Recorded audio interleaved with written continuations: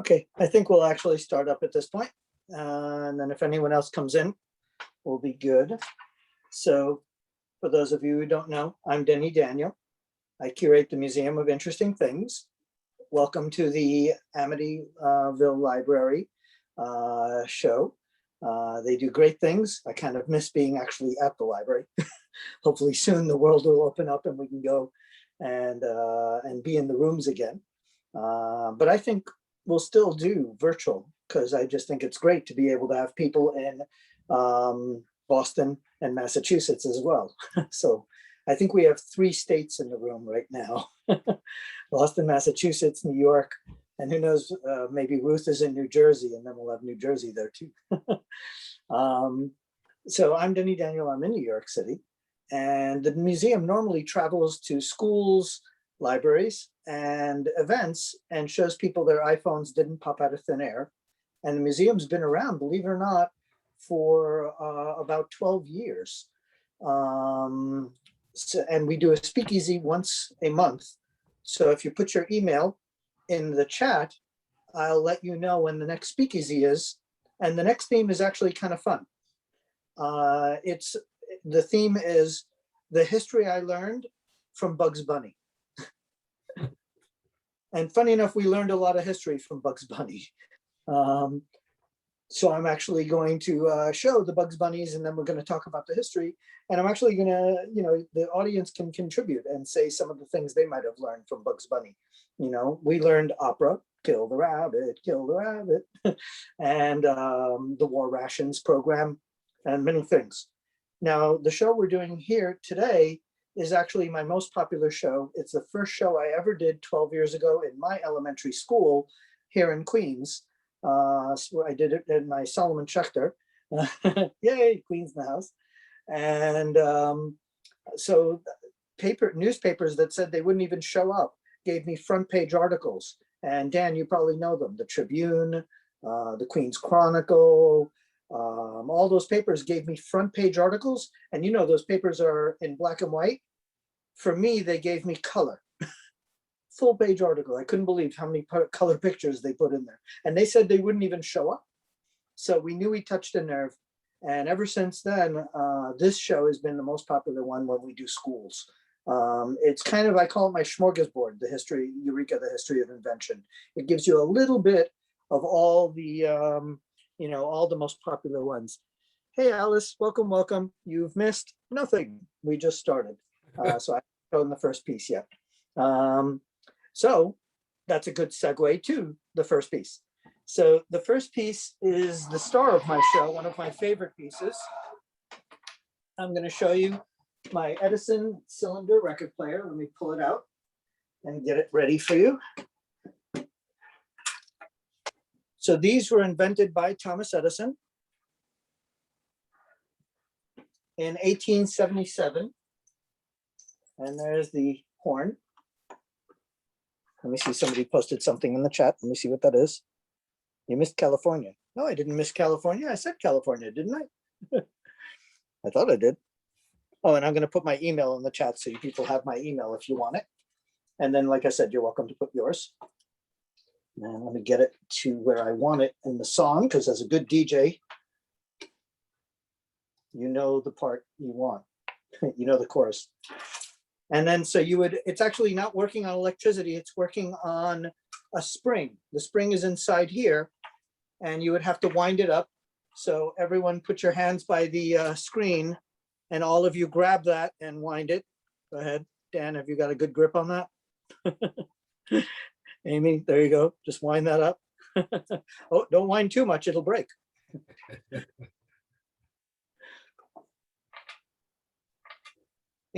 The temptation whenever your wind-up toy breaks, when it stops working, is to keep winding it. And I'm like, no, you obviously wound it. You want to know what's stopping it from unwinding so it can move the gears. But everyone always winds it and ends up snapping the spring. And that's how they end up breaking. Ironically, it's probably not broken. It's just waiting for someone to figure out how to unwind it. So, Danny, you came just in time. Literally, you knew that we were going to play a Thomas Edison wax cylinder player, and you waited until the moment we were going to hit go. You are very smart. You should play lotto today. You realize that, right?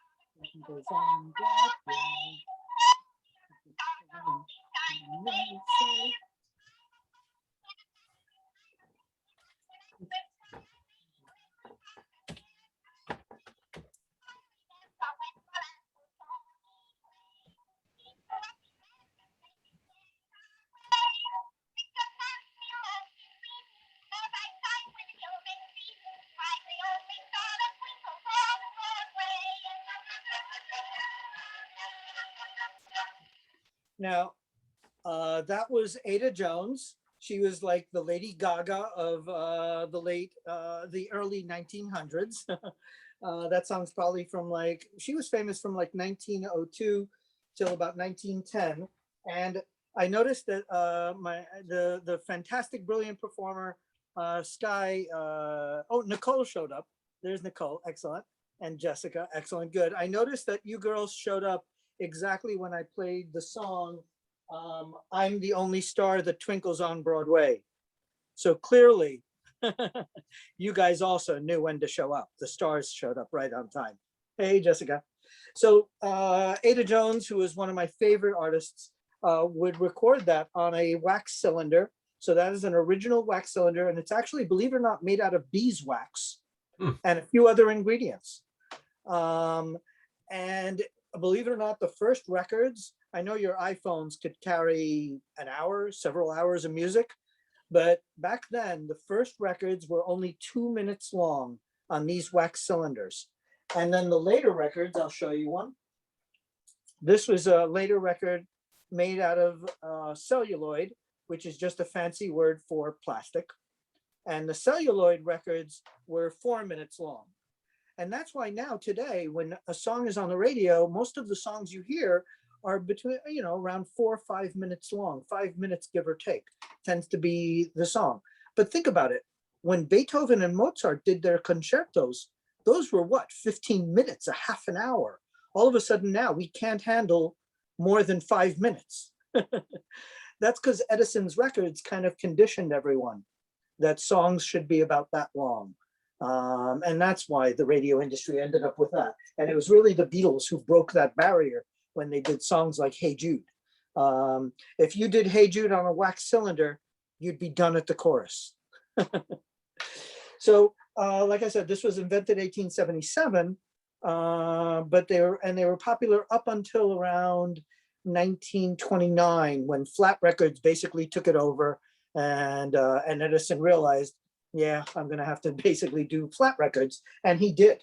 I'll show you one. They're very rare and they're very cool. You almost never see the players for these things, but I want to show you one because you're not going to believe how serious these records were. So that was an Edison diamond disc, and look how thick it is. That's almost a 1/4 inch thick. If you hit someone on the head with this, you'd clock them. So these records were diamond discs, which were using the same technology as the Edison cylinder record player that I showed you. So these record players, let me put it back up over here. These record players actually could record. And believe it or not, all record players could record back then. So you put in a recording reproducer, and I'll show you the reproducer. We think of it as a needle, but it was actually called a recording reproducer. And then you'd get a blank record.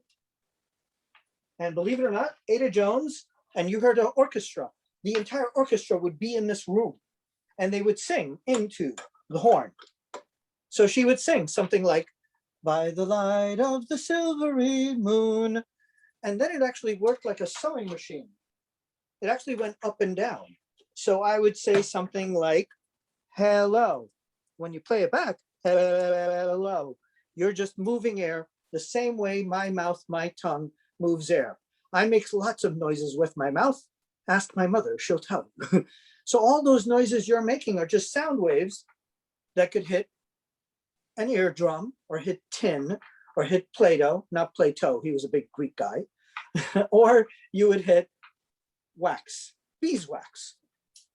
So it actually went up and down as opposed to the flat records. Our flat records that we grew up with, if you recall, here's one. These into the groove. It had a groove, a spiral that went to the center. And remember, when you scratch them, they would skip. Well, these records, you notice there wasn't really a groove on this thing. I'll put it really close. You notice you don't really see a groove in an Edison wax cylinder. Why? Because it's going up and down like a sewing machine. So it's not really following a groove. There's actually a screw over here that it follows. So if you scratch the record, it'll still play because it's following the screw. Of course, if you scratch the screw, then you're, well, I didn't say it. Yeah, you wouldn't want to scratch the screw, and you couldn't. It was actually a real screw, it was metal. So these things, Edison felt were a better technology because they were more resilient. Look, this is 120 years old, and it still played perfectly.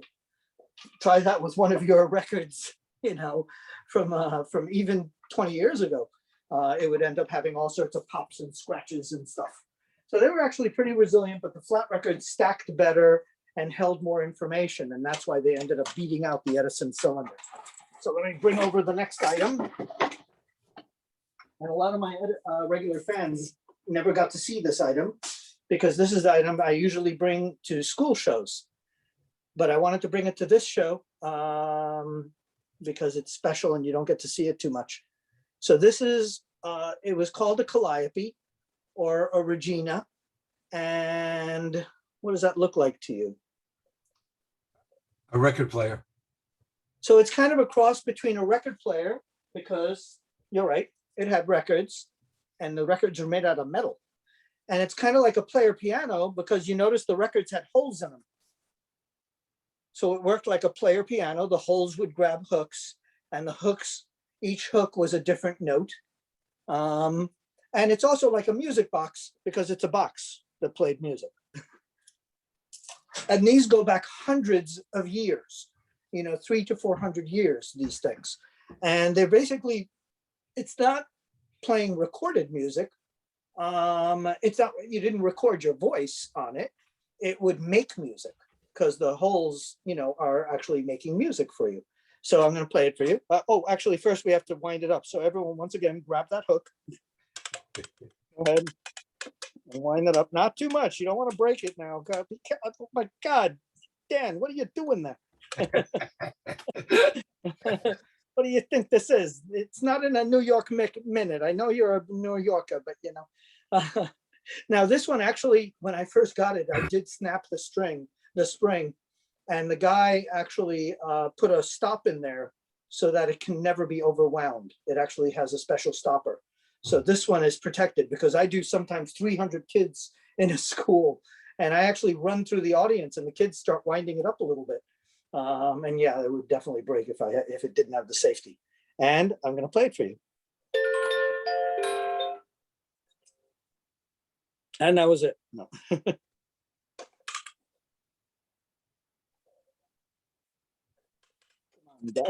There we go.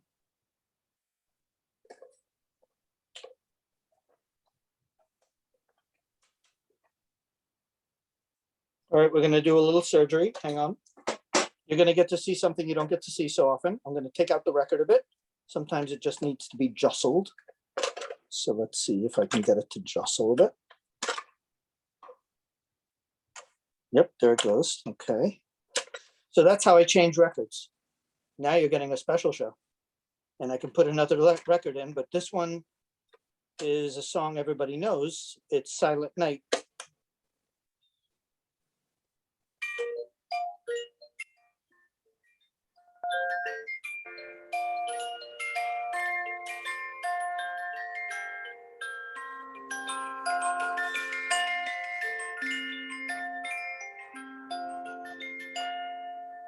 That's where the hooks are.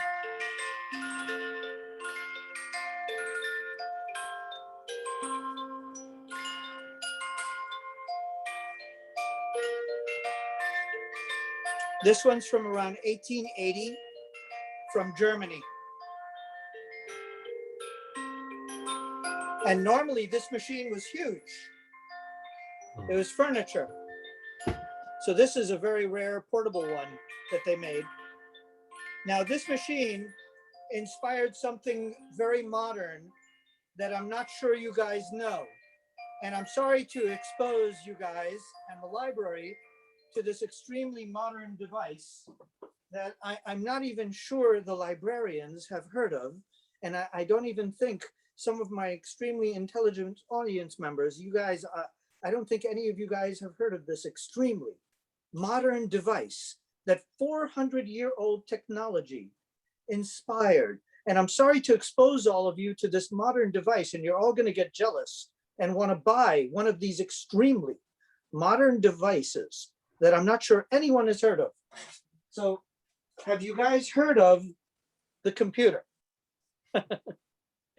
Yeah, do you know what these are? That's a computer punch card. And you notice that it has the same holes as the calliope. That's because the computers, we think of computers as electronic, as software and all that stuff. No, they thought of it as a computing machine, a mechanical machine. And basically it ran on punch cards. When I was a little boy, my sister went to Queens College and then later Columbia University, and she used punch cards. And she would come home with these, and let's say this was, you know, the punch would, instead of playing music, it would have her name, Connie Levy, and then it might have the classes she took at Columbia and maybe her social security number. Uh-oh, I've just identity fraud. So that would program the computer. You'd get maybe one of these or a stack of these, and it would go into the computer and go shoot, shoot, shoot, shoot. And it would program the computer. Instead of playing music, a stack of these might be Microsoft Word, or might be your dissertation, or might, like I said, program it on what you were taking in the classes. So, you know, we think of all these things as modern, but the truth is these go back to machinery that was programmed like the loom. And I brought you something really rare. I do a lot of steampunk festivals, one of which is in the town of Waltham, which we're doing one actually in May. We're going to do the big steampunk festival in Waltham. I walked around the tables and I couldn't believe what I saw. Nobody was going near this item because it looked like a piece of junk. And I was like, oh, is that what I think it is? And he goes, you appreciate this, do you? And I'm like, yep, I know exactly what that is. It was actually a piece from a loom. So the computer punch card is based on this. These are loom punch cards. So you would put this on a loom, and you actually put a series of them on the loom. And this guy had the coolest item. Jessica, you're not going to believe it. You know that table that's down where mine is, down the road? That guy had it with all the antiques. And his wife used to take apart looms. Here is the piece. I almost never show this because it's heavy. So this would spin, and you actually put the cards on it like that. So you would put a bunch of cards on this, and it would spin and program the loom just like you programmed your computer. So that is an original loom part. How cool is that? You almost never get to see these. You only hear about them.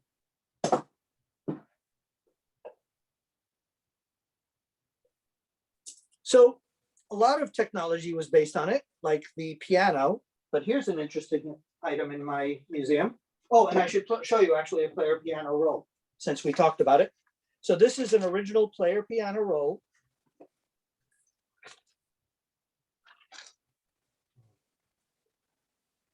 And this is a very special one. It's actually an artist called Scott Joplin. And Scott Joplin, I know Paul knows who that is. I see him giving the thumbs up. Yeah, Scott Joplin was, believe it or not, an African-American from over 100 years ago, late 1800s. He was the most prolific ragtime musician pretty much in the world, and he still is the king of ragtime, Scott Joplin. And you know him. Do you remember the movie The Sting with that song? Da, da, da, da, da, da, da, Da-da-da-da-da-da-da-da-da. That song is called The Entertainer, and it was written by Scott Joplin. And what's really interesting about Scott Joplin was, although Edison had invented the record player in 1877, and Scott Joplin lived until around 1917 or so, and there were record players, they never recorded him. So the only way we know what his music sounded like are piano rolls. That's all that survives of this man's music. And he wrote over 100 songs, ragtime songs. He was one of the hugest ragtime musicians in the world. Hey, Malka, good to see you. You came just in time for the Scott Joplin QRS. And for you New Yorkers, QRS is a New York company from upstate New York, and they were the biggest company in the world for piano rolls. They made more piano rolls than anyone in the world. All the piano rolls you get are probably QRS rolls. They were the best. And another cool item I've got is this one right over here, also made by QRS. Looks like a saxophone, doesn't it? Well, you're right and wrong at the same time. It's a saxophone player piano. Yep. This saxophone worked like a player piano. It actually had a piano roll, a paper roll that you put here. And when you blew into it, the paper roll would play the notes for you. It would move across the holes and play the notes for you. And I have a very, very, very, very fragile paper roll to show you. So, and it was made by the QRS company. There's the original box from over 100 years ago. That's around 1920. And so here is the original very fragile paper roll for the QRS. So you would put this on the saxophone and it would play the notes for you. How cool is that? So Play-O sax, or what I like to call saxophone for dummies. And other recording technology came out at the time after the Edison cylinder, like I showed you, the diamond disc. They also had these really cool recorders called wire recorders. And this is the best of them, the Webster wire recorder. And look how thin that is. It's actually, touch your hair, it's as thin as your hair. So imagine recording on a piece of hair. That's basically what you're doing, but it's wire instead of hair. And you notice that it got bunched up a lot. Yeah, these recorders were a pain to work with because they constantly would get bunched up or something. But it was a big thing. I actually met someone last night that recorded on wire recorders. One of our fans in the museum has a wire recorder, and he used to record on it all the time. I was so surprised. Hi, welcome Victoria and Bonnie and some of the new bunch that showed up. And Michael, welcome, welcome. So now we'll get to some of the more modern-y stuff. What do you suppose that is?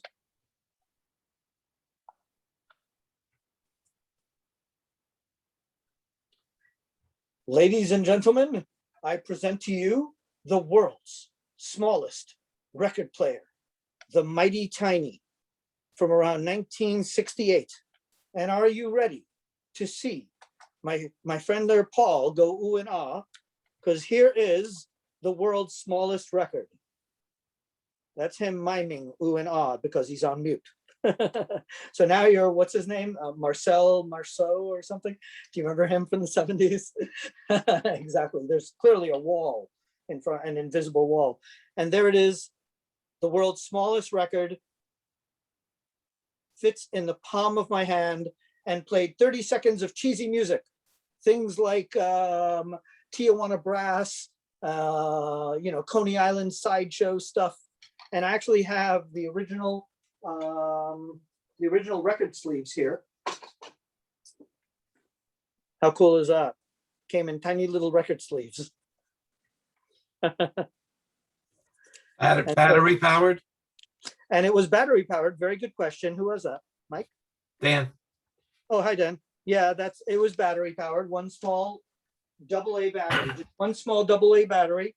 And when you put the cover down, it had the needle in the cover. So the needle was up here. And when you put it down, then it would start playing. Although I have to admit, I've met quite a few interesting celebrities, people like Anderson Cooper from CNN. And when I try to play this thing for anyone that's even slightly important, like Anderson Cooper, you know, the frog in the old cartoons and the Bugs Bunny type cartoons that only plays and sings and dances when the drunk guy sees him. He goes, hello, Madison baby, J. hello, Frog. darling. What's that? Madison J. Frog. I knew Malka would know. She's brilliant in these things. And I know Paul probably knows too. Yeah. Michigan J. Michigan J, not Madison. Michigan, you're right. Yes, you're right. So this is exactly like that frog.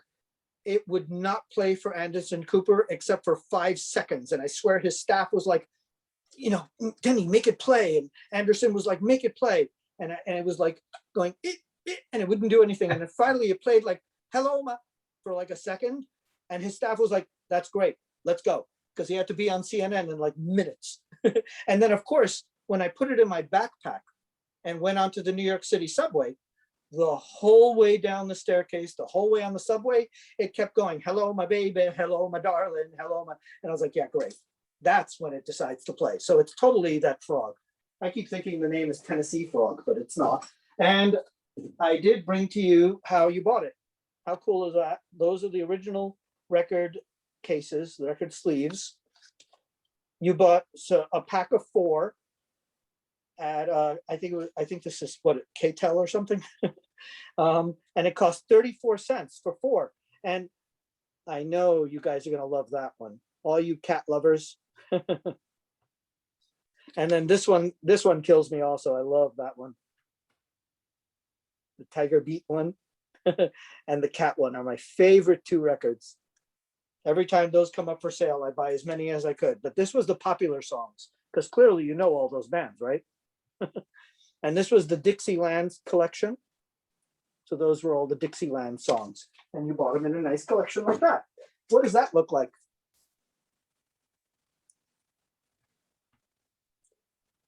Looks like a VW bus, but it's not just a VW bus. It's actually a record player too. Yep, there's a needle here. That's a needle, and you would actually put this on your record. So let me get a record for you. You'd get a record like that. You put your VW bus on it, and it took a 9-volt battery, and it literally drove around your record. And the needle played the record while it was driving. The needle on the bottom played the record while it was driving. It was called the Sound Wagon. I have the original box.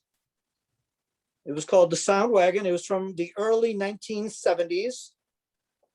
But it was nicknamed the Record Killer, because after this thing drove on your record was roadkill.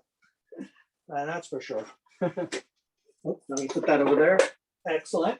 And let me see. Oh, I got another item here that's record based, but let me see if I can find the record for it. I put it away. Great. Let me pull out a record for you if I can find it fast enough.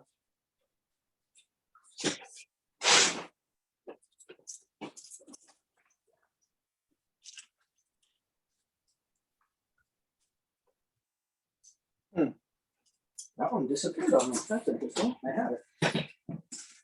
Here they are. Excellent. So these were called Magic Movie Records. Magic Movie Records, or just Movie Records. It says on the record, but it was called Magic. And this had an animation on it. So you put this on your record player, and as it spinned, it had this thing with the mirrors on it.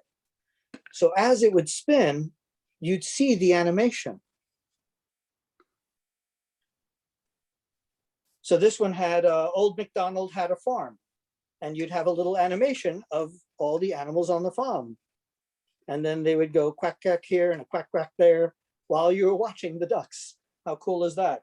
And the other side had the little white duck. And so it would show you an animation of a little white duck. So this is kind of 2 of our shows. It's a piece of our animation show, obviously, and it's a piece of our history of music show. But it's one of my favorite devices, very, very rare and hard to find. Some of you regulars never get to see this device. This is an original Whedon steam engine. from the early 1900s, but they started making these in the late 1800s. And basically, you heat up water using that. It was a children's toy, although I don't know if children should be lighting a match, but in the 1800s, you know, what the hell. So you would light a match and there'd be water in here. And then what happens when you heat up water? It makes steam. So they would use that energy to make this little wheel turn. And actually we took this to Coney Island, and one of the Coney Island people from the freak show got it running, and we actually got it to run, and it actually did exactly what it's supposed to do. It was supposed to show kids how steam energy worked, so that they can be the next generation of inventors, show you how the railroads work and all that. And often when I demonstrate this, I say to people, if you're standing next to someone, push them, because that's basically all you're doing. Everyone says green energy. Yes, we should do it. But no one says I can do it. No one says, hey, we can invent something. Of course we can. What is green energy? What is cars? What is this whole thing? It's basically you're moving stuff, you're pushing stuff. So with gasoline, everyone goes, oh, I've taught kindergarten kids, and I've told them, what is a combustion engine? You're blowing something up. You've got a spark plug that makes a spark, and it's sparking gasoline and blowing something up and making it move.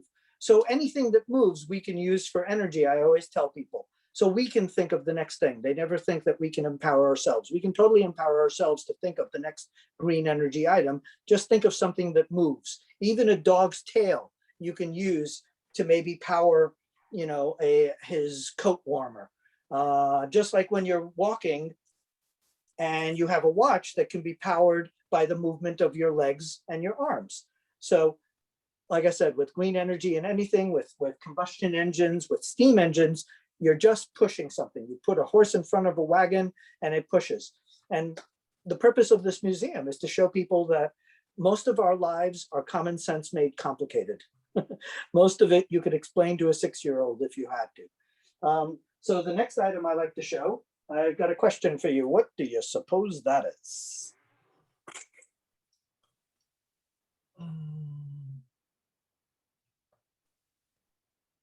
Flashbulb for a camera? Oh my God, you're incredible. You're right. It's not a falafel maker. It's a flashbulb for a camera. So you would put black powder here, and it was a magnesium black powder, and that's actually 100-year-old black powder. And you would put your black powder in there, and then you would advance this like that. And then Dan, press that button right there. And it would go boof. And then it would ignite the black powder, and then I would take a picture of all of you guys using the light from the magnesium flash. Now, this is the one I like to show first because people don't guess it right away unless they're Dan. This is the one I like to show second because it's the one you would have seen in like Bugs Bunny or what was it? The Addams Family. Or The Nanny. I think the opening credits to The Nanny, they had one of these. And in Bugs Bunny, you notice they have like a giant pile of black powder. If you put that much black powder on this, you'd probably blow up somebody's head. You want just a little bit of black powder here. And then what does this do? It basically makes a spark. And then it'll blow up the black powder, and you take a picture using the light from the magnesium. And I talked to my doctor because I know that people take magnesium pills. And I said, is this the same magnesium you have in your body? Because that doesn't sound good. And he goes, of course, your synapses, the ribosomes, your cell structure, there's energy that has to power it, all that. And that energy comes from things like magnesium. And I was like, wow, how interesting. Now you know. So yeah, you would put this giant pile of magnesium here, and it would make it explode. We look at this, we go, my God, that's barbaric. You're blowing something up to take a picture of this poor library audience. Well, what do you think you're doing with your cell phones now anyway? You're doing the same thing. You're blowing something up. You're using the power, the electricity in the cell phone to make the flash go off. You're making a flash. It's still an explosion. You're still blowing things up. And do you remember those old cameras that had a flash bulb? Well, that's a light bulb that blows up, a flash bulb. We're still blowing things up to make, you know, to make a flash, to take a picture. We think our technology is so modern. No, your iPhone your iPod is just sound waves hitting your eardrum, and a flash in your camera is an explosion in your camera. And speaking of cameras, I brought the holy grail of cameras. That is an original camera Obscura, or a pinhole camera, or a box camera. And these things go back hundreds, if not thousands of years. And wait a second, hundreds, thousands of years ago, they didn't have cameras. There was no photography. So what is this thing doing? Well, it's actually a sketching device. So all your images would come in through the pinhole. And then it would come through and end up on the back. And I'd put tracing paper on this glass or plastic. And I would trace your images. I'm doing all the work. I'm the photographic paper. I'm the negative. I'm doing all the work. I'm tracing the image. And they feel that fine artists would have used this as a guide to do their painting. So if I was Monet or Renoir or Van Gogh or something, and I was painting the water lilies or the Mona Lisa, I would do a sketch. And then I would bring that sketch home and go, oh, so the water lilies came down like that, and the rock was over here, and and the lake was over there. And that's how they would use it as a sketch, as a guide to do their paintings. And I keep hearing about this documentary with Vermeer, that they feel that Vermeer actually cheated. And he didn't paint his paintings, he traced them and he cheated. Now, I think it's so wrong to demonize a guy who's passed away. It's like, let it go. The man's dead. He can't defend himself, And even so, I couldn't trace as well as Vermeer could paint.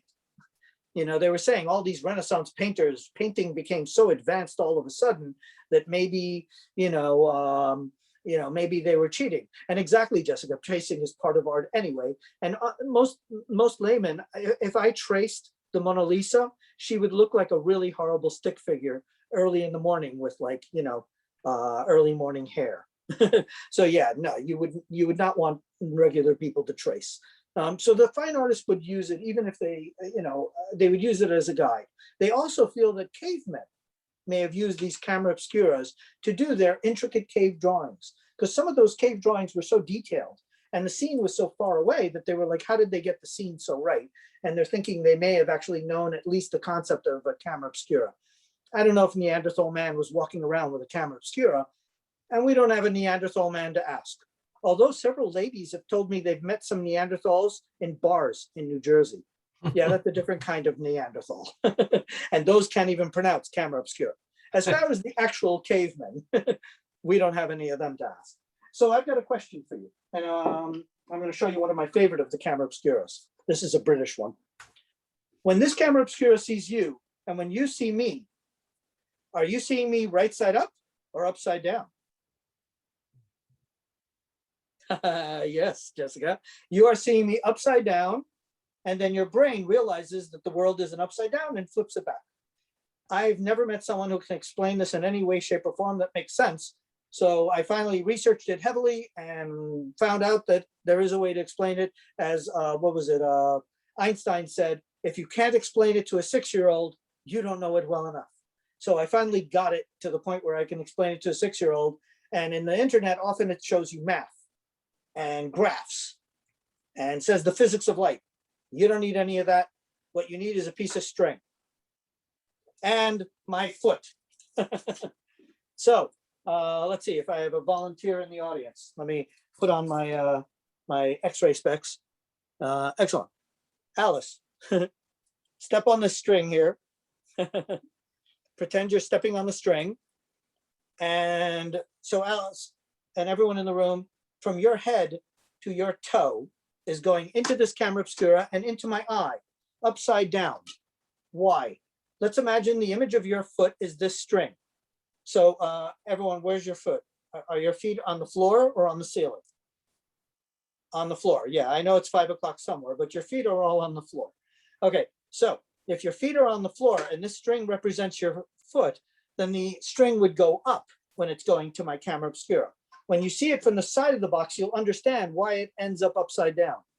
It's going to go up, it's going to go up, it's going to go through my pinhole. When it gets to the back of my box, where is it, on top or on bottom? It's on the top.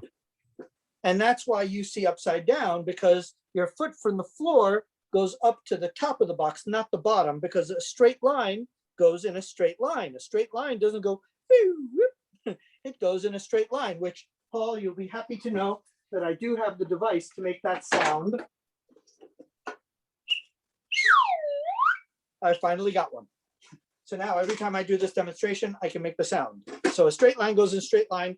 The ceiling, the light from the ceiling comes down, comes down, comes down, goes through my pinhole. And when it gets to the back of my box, where is it, on top or on bottom? It's on the bottom. And that's why the ceiling ends up on the bottom and the floor ends up on the top, because your head, your eye is just a box camera. Now, hopefully there's a brain in there too, but that's not my problem. That's your mama's. For my purposes, it's a box camera. So the light from the ceiling comes down, comes down, comes down, goes through my eye.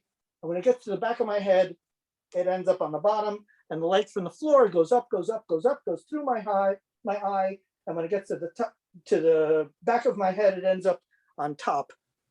And that's why you see upside down and your brain flips it back.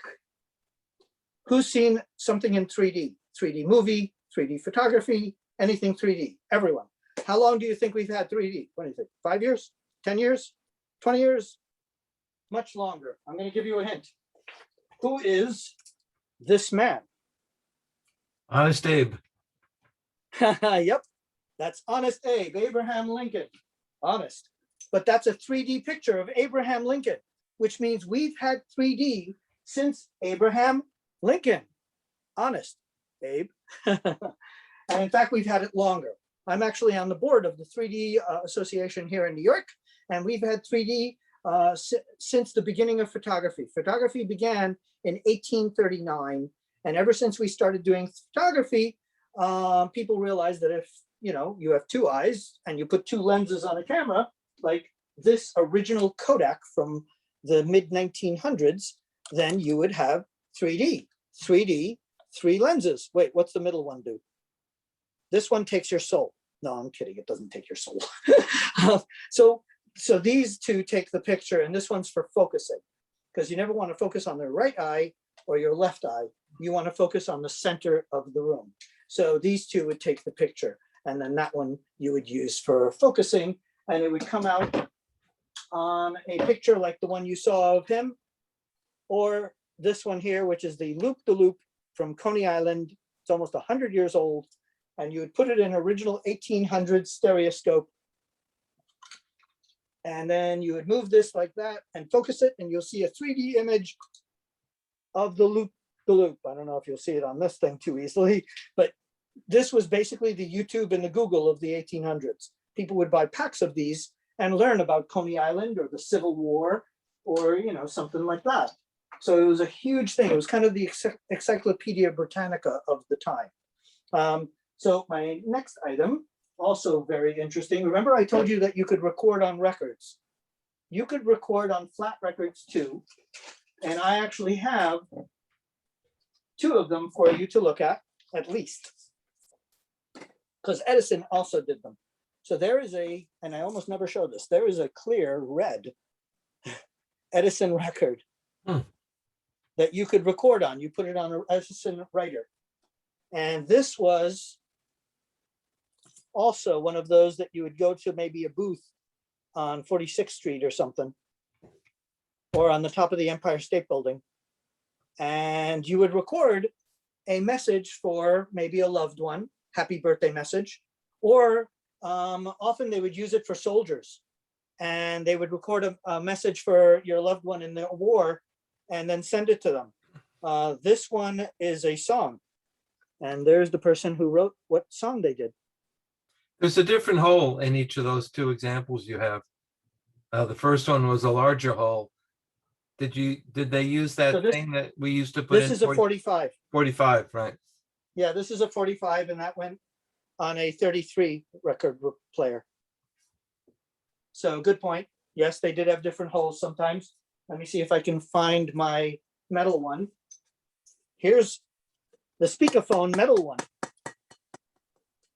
How cool is that? So this was the one I mentioned that was on like 40, it was 11 West 42nd Street, the Speakerphone Corporation. And it was a metal record that you could record for your loved one. Oh, here's the really, really rare one. This is the one from the top. I don't think Paul or any of you have seen this, my fans. This is the one from the top of the Empire State Building. On the observation deck, they had a speakerphone center type thing, and you could actually record for your loved one. So that is a personal recording someone made. And there is the souvenir record sleeve that they gave with you for you. So you could record on flat records, but you know what? The Russians didn't like our culture, so they banned it. But kids always find a way to bootleg, right? Napster, the dark web. So they smuggled in these machines called recordettes. And recordettes were basically big wood record players that had two arms. One arm would play the record, but the other arm could cut a groove. So you could make your own flat records at home, just like a normal record player, but it had two arms. But wait a second, where do you get a blank record in communist Russia? Well, where else? The hospital. The hospital. They went to hospitals. They took x-ray paper. They cut the x-ray paper into circles and they recorded their favorite pop music on people's x-rays with their bones and ribs still on the x-rays. So they nicknamed them Bones and Ribs Records. Sounds like an interesting thing, right? Clearly, I should add it to the Museum of Interesting Things. Well, I had them flown in from Russia just for you. So hold on, I'm gonna pull one out.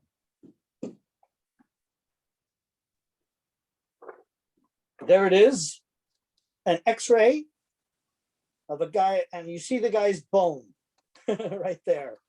And it's actually got grooves, see? So you could put this on a modern record player. Now, it had this one, remember, Dan, we were talking about 45s and 33 and a third. These were usually 78 RPM. So RPM stood for rotations per minute. So it was moving that quickly, 78 rotations per minute were these, the old-fashioned records. And believe it or not, I have the holy grail of records on that format. I have Louis Armstrong, and I've got the king himself. I've got Elvis Presley on Bones and Ribs Records. And I met a guy called Boris, and he was from Russia. Yeah, I know, Boris from Russia, that never happens. And Boris said, I used to make them as a kid. And I thought, oh my God, you made Bones and Ribs Records? He goes, yeah, that's like telling an American, back in the day, Americans used to bootleg by burning these things called CDs. And it's like, dude, we know what a CD is. And we know what burning a CD is. But the truth is, there are kids being born right now who in 20 years will have never experienced a CD. When you tell them you burn CDs, they're going to look and go, they're going to think you set fire to a CD with a match. And that's how I'm going to demonstrate CDs. I'm going to set fire to a match and put it towards a CD and go, we used to burn CDs back then. And then I'm going to go, no, it wasn't that exciting. It wasn't a match and it wasn't a CD. And then I'm going to bring a giant Star Wars laser, you know, the lightsaber. And I'm going to go, we used lasers. And kids are going to think, wow, lasers. I'm like, no, it still wasn't Star Wars. It was a beige box in our computer. And the laser was inside and we never saw it. And it didn't kill any aliens. But for kids today, they're not going to know what that is. So Russians, Bones and Ribs Records, anyone who lived through that era, that was normal. They made thousands and thousands of them. They were bootlegging all the time. So I found out this guy did this until the 1970s. So I actually got the Beatles and the Rolling Stones. I even got Pink Floyd on Bones and Ribs Records, believe it or not. So there were a lot of things. Yes, the Rolling Bones. I love that. That's my favorite of your jokes. So the next item I have to show you is another one. Oh, someone mentioned something. I do take requests. Someone mentioned the Viewmaster. There is an original 1940s, early 50s Viewmaster. And it's an interesting story how this was invented. It was two guys that went rock climbing. And one guy owned the Sawyer Photography Company. And the other guy made organ grinders. Go figure. And the organ grinder guy, of all things, said to the photography guy, I've got a great idea for 3D. Instead of having these cards and you have to take out the card, put in the card, take out the card, put in the card, you have a wheel. And as the wheel turns, you would see a different image. And he said, wow, that's a great idea. If we survive the rock climbing, we'll talk in the lodge. Well, they survived the rock climbing and they invented the Viewmaster. But did you know that they made, let me get this one, a talking Viewmaster. Yep, they made a talking Viewmaster. I've got Planet of the Apes. And I was wondering, how does it talk? And the guy said, well, there's a record. I'm like, where's the record? And he goes, on the reel of pictures. And I was like, how does that work? And he goes, dude, it's on the way, you'll see it. But I kept asking him, drove him crazy. Finally, it arrived. And here is the reel of pictures that we all know and love. But look, on the back, it has a record. So you could actually play this record while you were using this machine. Wow. Isn't that beautiful? And I have one of those machines. Since we're doing this on Zoom and I'm home, I can show you everything. So there's the original box. And there's a little kid who looks like Opie using the machine. Doesn't he look like Opie? And you would put it in there and it would play the record as you were watching, kind of like those old slideshows, and it would go beep, play the next, show the next picture, and then it would tell you a story or do a song or something. And my theory is that's how the apes in Planet of the Apes spoke. They actually had talking Viewmasters duct taped to their backs. And you notice in the movie, they never turn around because they had talking Viewmasters duct taped to their backs. Yeah, I don't know. I see some of you laughing. Yeah, that might be the only fib I actually tell in the entire museum show. Yeah, although I had a guy who believed me and he interrupted me and said, Denny, no, they weren't apes. They were humans dressed as apes and they could talk. And I was like, yeah, I guess that's the P.T. Barnum. There's a sucker born every minute. That was definitely one of them. I was like, yeah, I think I figured that out. And these things went back to the 60s.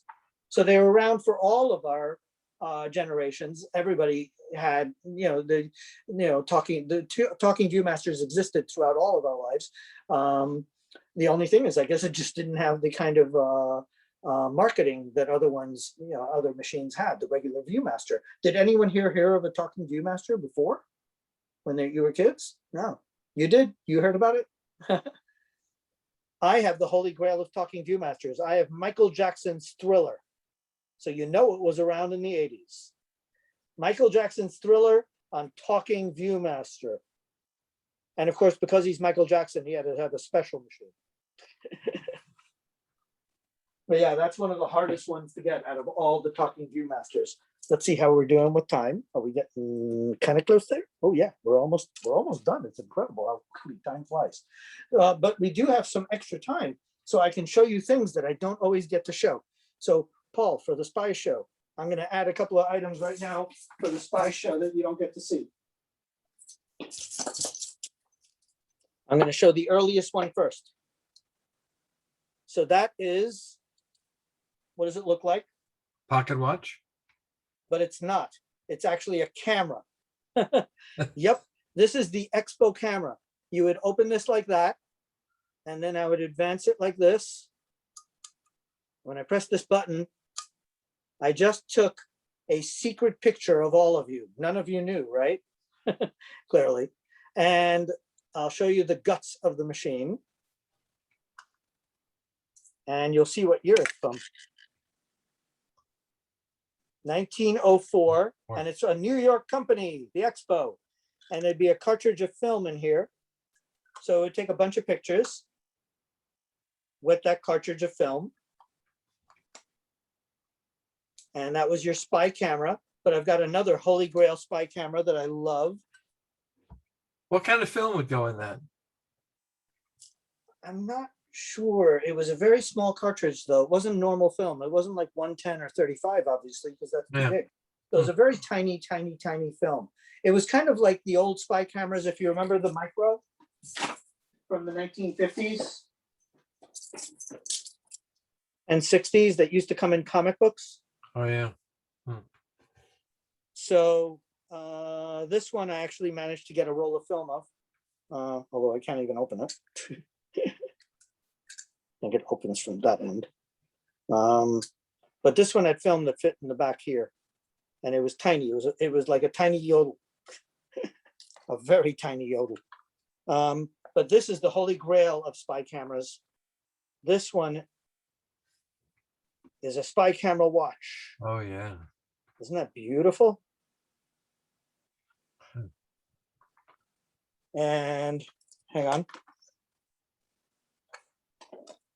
on. So this one's from the 1950s. It was the best one made. If you were a detective and you own this, you were the talk of the town. Everyone thought you were the best detective in town.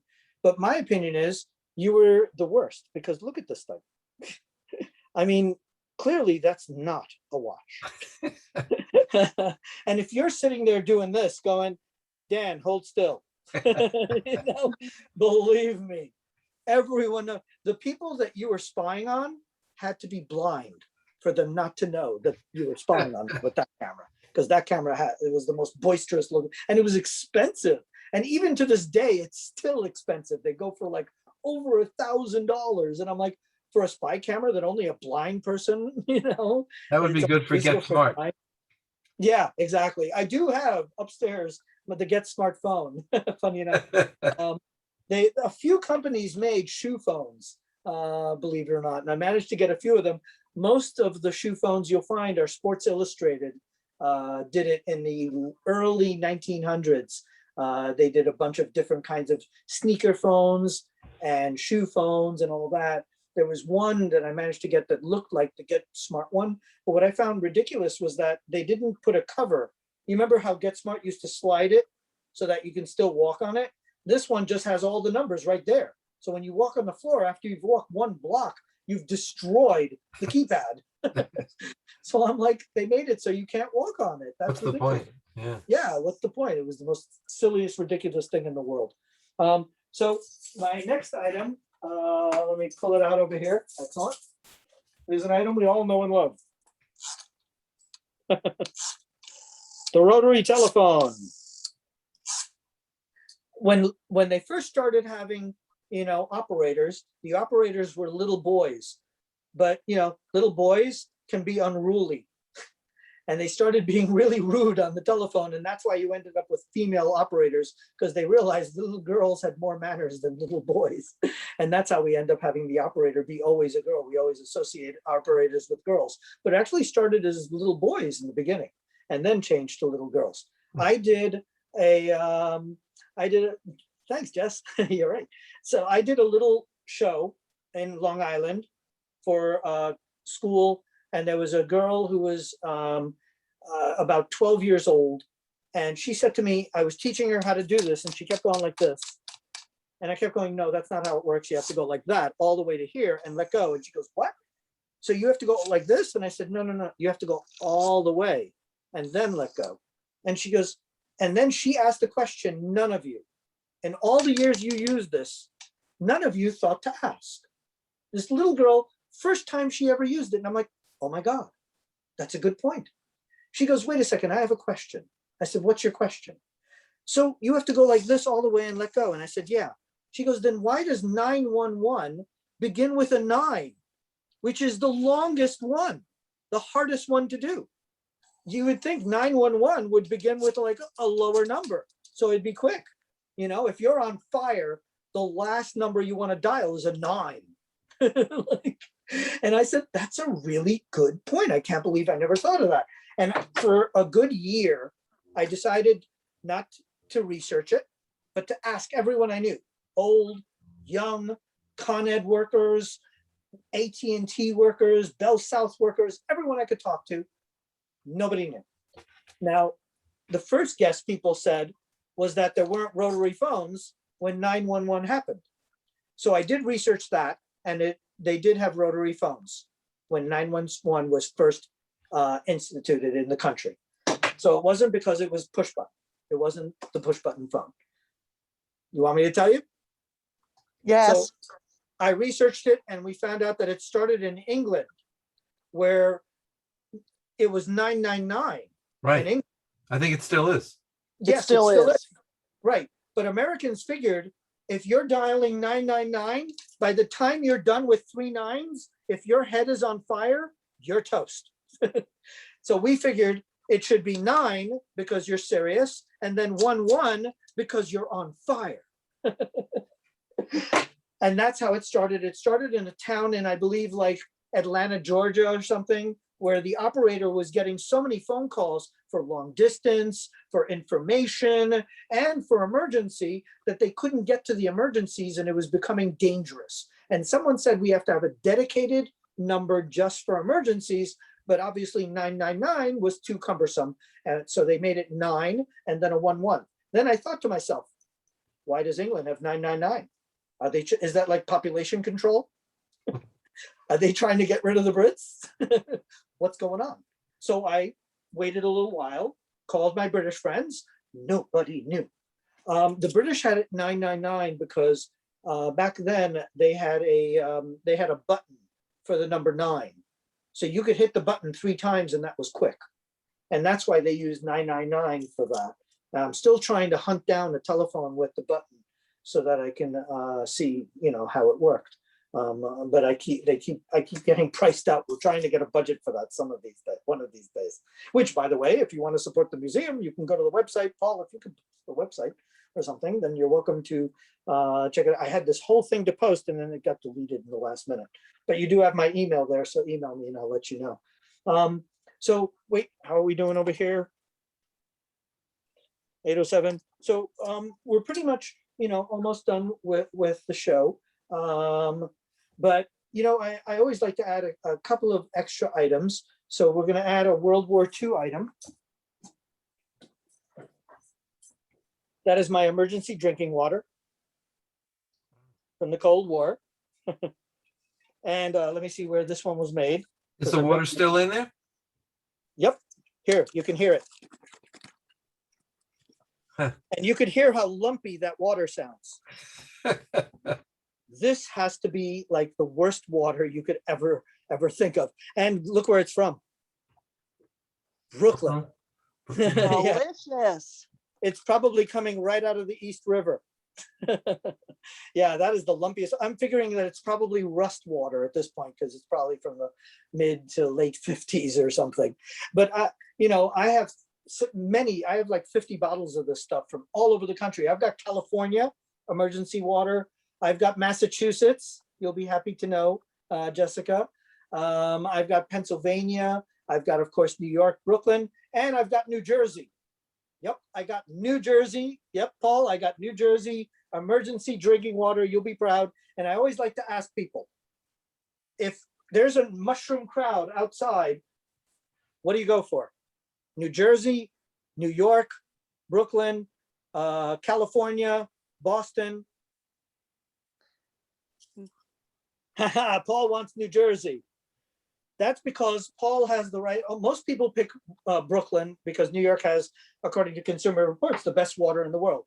But my feeling is you should pick New Jersey. Why?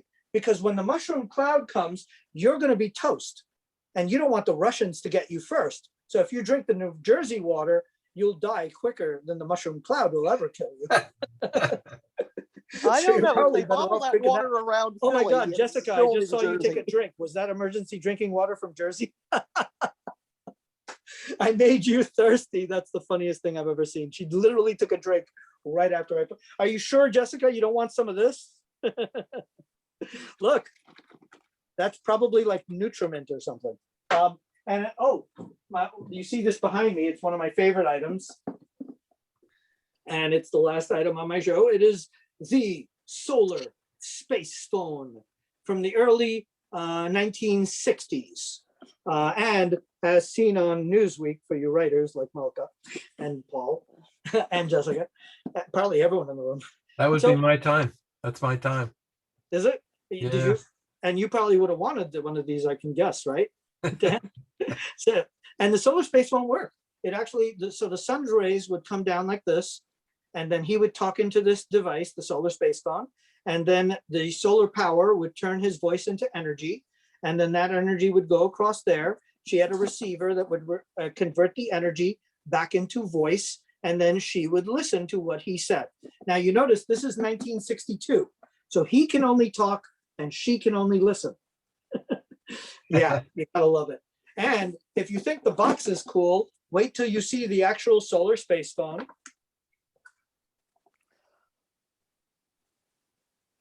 We used 2 cans and a string. Yeah, these were people that had a lot more money than us.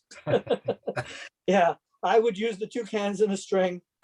This was somebody a lot more serious about things. So basically, let's see, Paul in California, you'd hold on to that. And then Jessica in Boston, in Massachusetts, you would hold on to that. And then Paul, you would scream into that, you'd talk into that, not too loud. And so the sun's ray, I'm in a basement, but the sun's ray would hit this mirror thing and it would reflect it into there. The only problem is, Paul, you're in California, and Jessica, you're in Boston. So obviously, if you're holding this, it's not going to see the sun's ray. So you guys have to be within eye shot of each other for this to work. And Dan got it right away.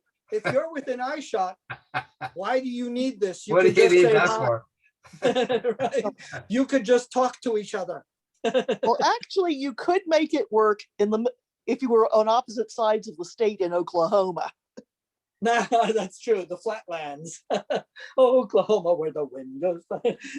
Which I kept singing wrong when I did my show in a school in Oklahoma. I could not sing that song. I could not remember the lyrics. Oh, Oklahoma.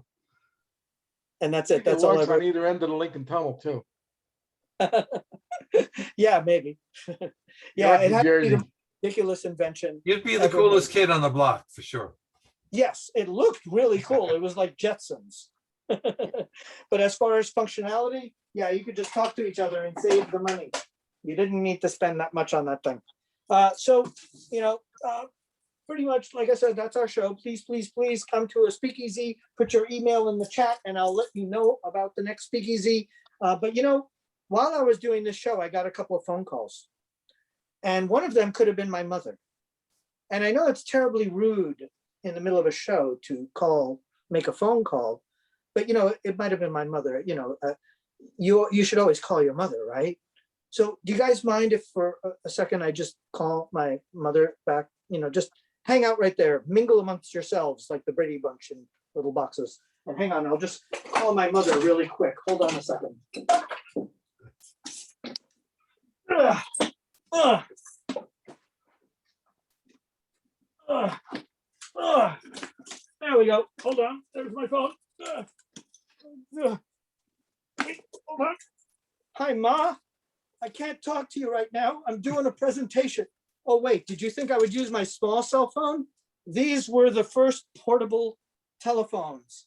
They came in a giant attaché case. Yep. Early 1970s. The portable telephone. It's actually also on my website if we want to learn more about it.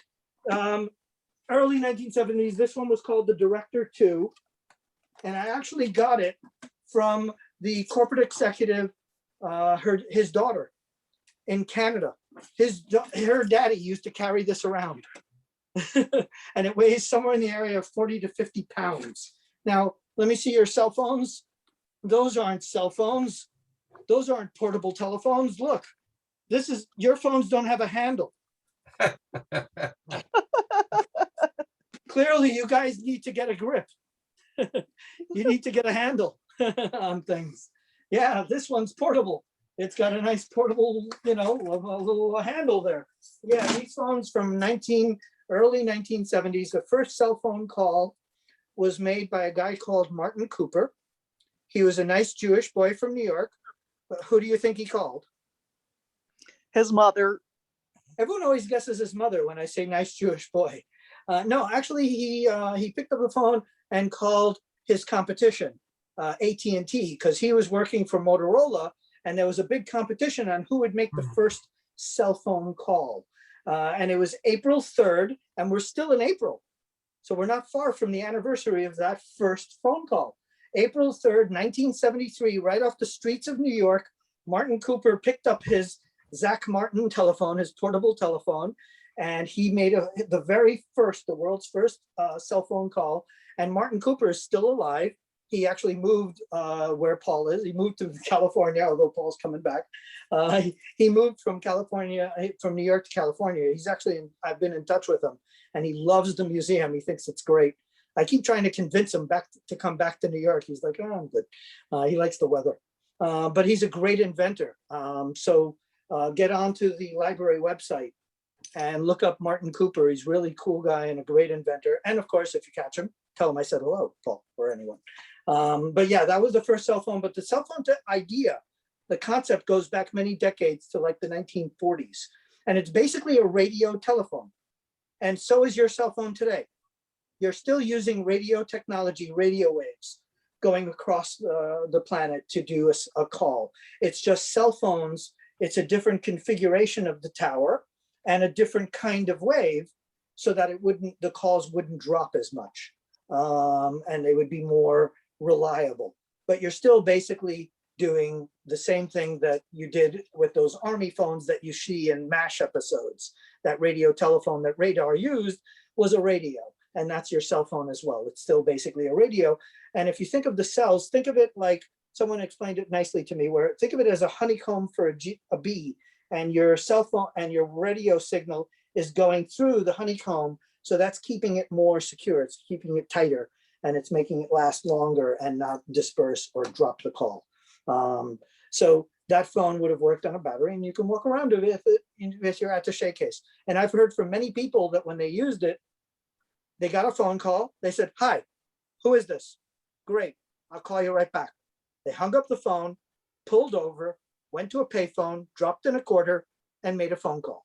Because they said it was so expensive that even when you did that, they still had hundreds of dollars of bills every month for these phones. So yeah, they didn't use it that much. They didn't sit there and kibitz and gossip on the phone with those things. They were expensive. And the phone itself was over $1,000. So yeah, it wasn't a joke to use these things. So yeah, if you call your mother, say, "Hi, Ma, I'm alive," and hang up. And that is my show. Thank you very much. I can see all the Marceau clapping. Thank you, thank you. Thank you very much. And we're going to put this up for you guys on YouTube for the people who didn't make it. But I appreciate all the wonderful people who made it. So thanks, Dan. Thanks, Paul. Thanks, Jessica and Hendrik and Michael and Bonnie and Victoria and the reference desk and Alice and Malka. You guys rock. And like I said, if you want to come to the speakeasy, send me an email and I'll let you know when the next one is, which is the history I learned from Bugs Bunny. And then after that, we're doing our spy one. And I picked up some earth-shattering spy films for you guys. And I'm still having more flown in. All right, so bye everyone. Enjoy. Bye. Bye. Thanks again. Thank you so much. You got it.